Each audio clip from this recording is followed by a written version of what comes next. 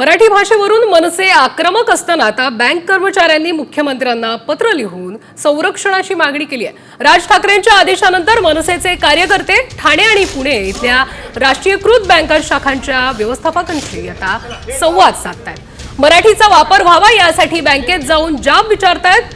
त्याच पार्श्वभूमीवर आता बँक कर्मचाऱ्यांनी मुख्यमंत्र्यांना पत्र लिहिलंय।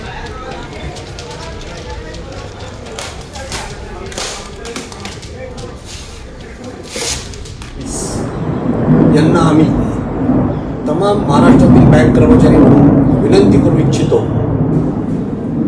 की सध्या महाराष्ट्र राज्यात चालू असलेल्या महाराष्ट्र नवनिर्माण सेनेचे आंदोलन, मराठी भाषेची सक्ती यावरून विविध बँकातील आणि पर्टिक्युलरली बँक ऑफ महाराष्ट्रमध्ये काही शाखांमध्ये गेल्या 3-4 दिवसात काही समाजकंटकांनी बँक शाखेमध्ये घुसून शाखाधिकाऱ्यांना मारहाण, सरकारी मालमत्तेचं नुकसान केलेलं आहे, अर्वाच्य भाषेत शिवीगाळ केलेली आहे।